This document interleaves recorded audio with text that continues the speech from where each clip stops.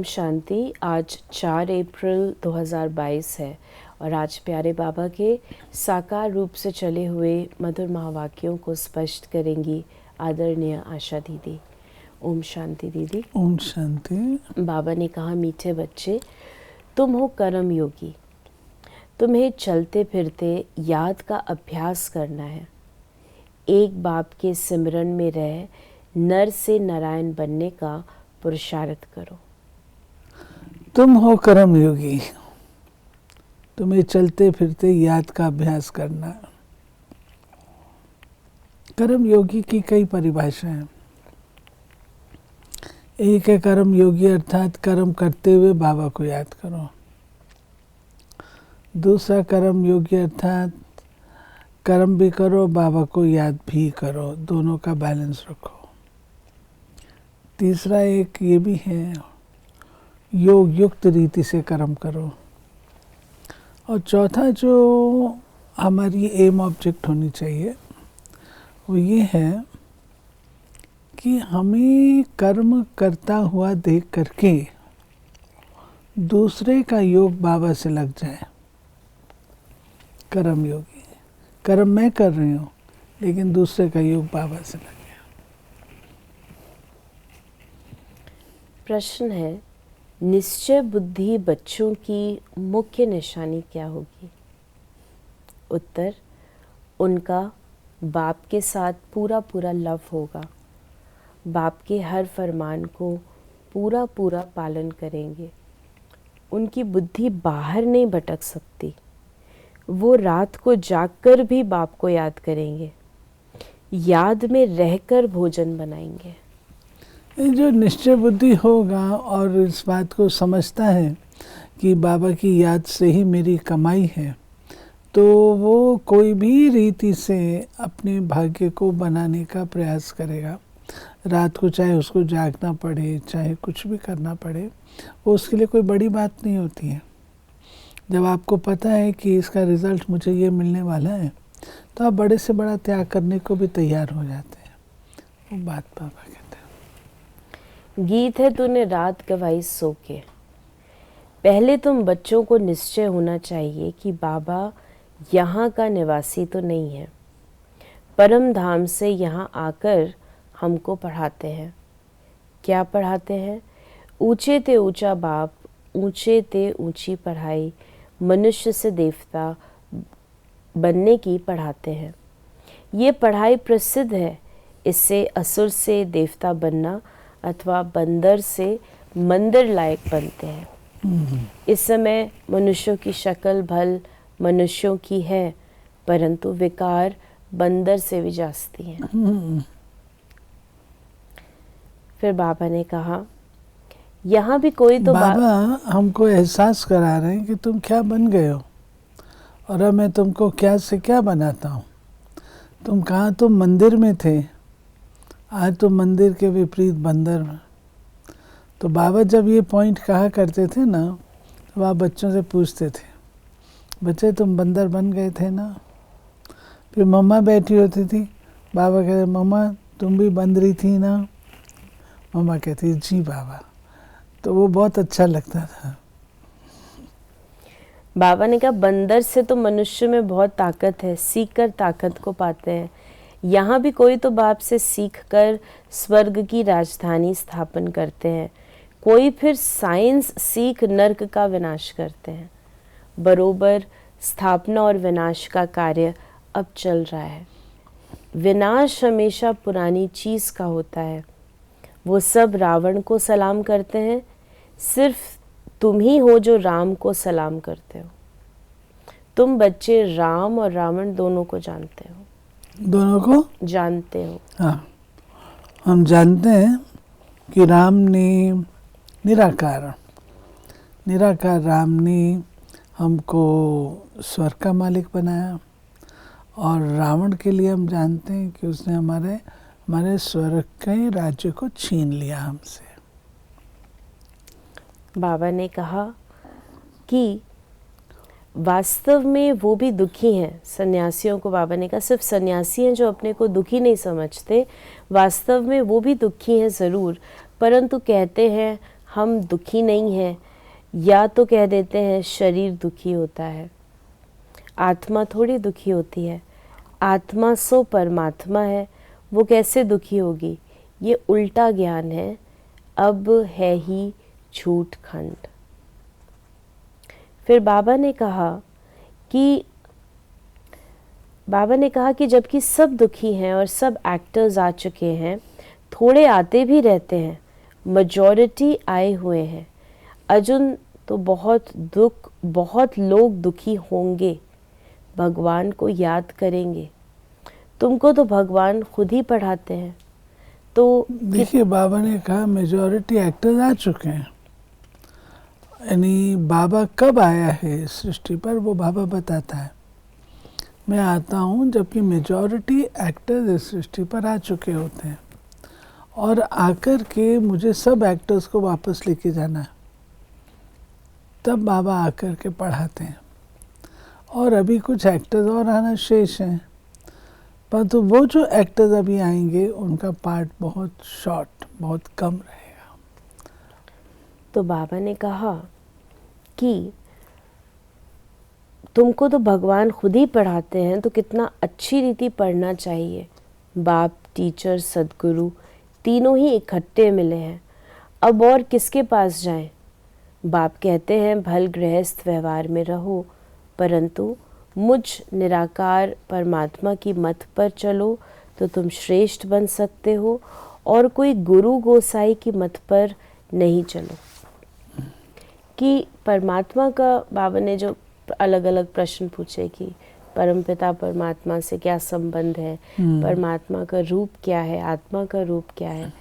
आत्मा अविनाशी है, परमात्मा भी अविनाशी है, हर एक आत्मा में अविनाशी पार्ट भरा हुआ है।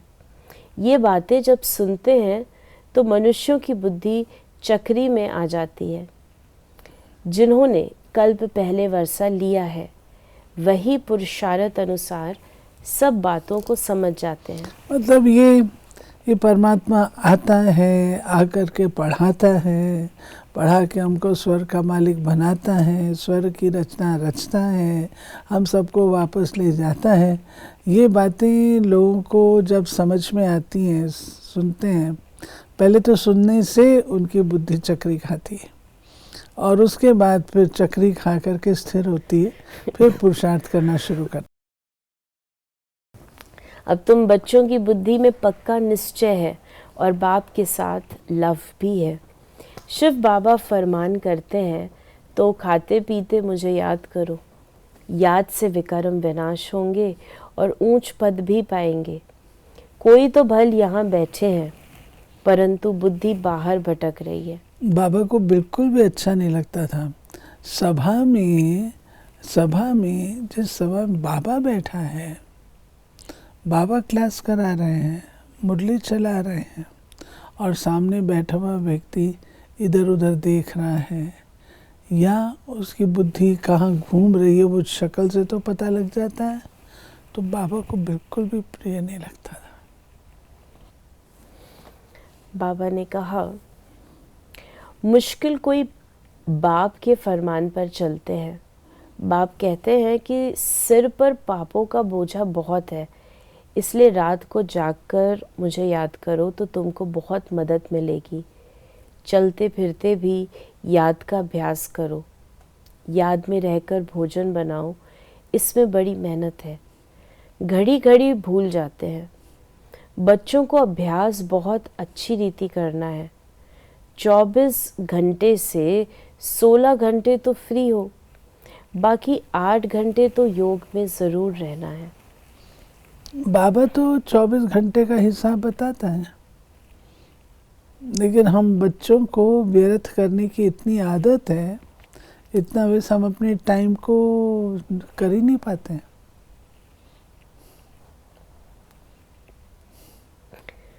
बाबा ने कहा कि नर से नारायण बनने का पुरुषार्थ करो तो घर बैठे भी ज़बरदस्त कमाई कर सकते हो। बड़े बड़े आदमी भी आएंगे परंतु टू लेट। फिर बाबा ने कहा तुम्हारे में भी बहुत है जो कहते हैं हम लक्ष्मी को अथवा नारायण को बनेंगे, फिर घड़ी घड़ी भूल जाते हैं। ऐसे बहुत हैं जो कहते हैं शिव बाबा इनमें आते हैं, ये बात हमारी बुद्धि में नहीं बैठती। कोई शक्ति है, कशिश है, परंतु बच्चे बाप को समझते नहीं हैं, क्योंकि शास्त्रों में ऐसी बातें नहीं है कि बाप आते हैं। गीता है सबसे ऊंचा शास्त्र। फिर बाबा ने कहा कि अब तुम्हारी राजधानी बन रही है, तुम अभी संपूर्ण नहीं बने हो, बनना है ज़रूर, तब तो सूक्ष्म वतन में साक्षात्कार होता है, अपने को संपूर्ण फरिश्ते समझते ये हो। बाबा हमको संगम युग पर अपना पार्ट प्ले जब हम करते हैं तो उसमें कई प्रकार के भाव स्वभाव संस्कार सामने आते हैं। तो बाबा समझाते हैं, देखो बच्चे, पढ़ाई होती है तो सब तो एक जैसा नहीं पढ़ लेंगे ना, फर्क तो होगा ना। तो तुम क्यों समझते हो कि सबने महाराजा ही बनना है, और पद भी तो हैं। आप अपनी पढ़ाई को ठीक से पढ़ो, बाकी समझो राजधानी स्थापन हो रही है, हर एक ने नंबरवार पढ़ना ही है। अपने को संपूर्ण फरिश्ता समझते हो। फरिश्ता बनने के बाद लक्ष्मी नारायण बनते हैं, उनका भी साक्षात्कार होता है, तत्वम तुम भी बन रहे हो। फिर बाबा ने कहा, बाप को सर्वशक्तिवान कहेंगे, लक्ष्मी नारायण को नहीं कहेंगे। शक्ति की बात अभी होती है, अभी तुम राजाई ले रहे हो, अभी तुमको वर मिल रहा है। बाप कहते हैं अमर भव, जीते रहो। सतयुग में तुमको काल नहीं खाएगा। फिर बाबा ने कहा कि ऐसे बहुत बच्चे हैं, लिखते हैं, बाबा हम आपके बन गए हैं, कभी देखा भी नहीं है, अभी तुम अमर लोक के लिए शिव बाबा से अमर कथा सुन रहे हो। निश्चय से ही विजय होती है, निश्चय भी पक्का होना चाहिए। निश्चय बुद्धि विजयंती। और देखिए, अगर कोई व्यक्ति पहले से समझ ले मैंने हारना है या ये मेरे लिए बहुत डिफ़िकल्ट चीज़ है, तो उसकी विजय कहाँ से होगी। आधा कच्चा अनमने मन से वो फाइट करेगा। लेकिन जो इस मनसा से जाते हैं, अरे ये तो पहले भी किया है, तो पास रहता है।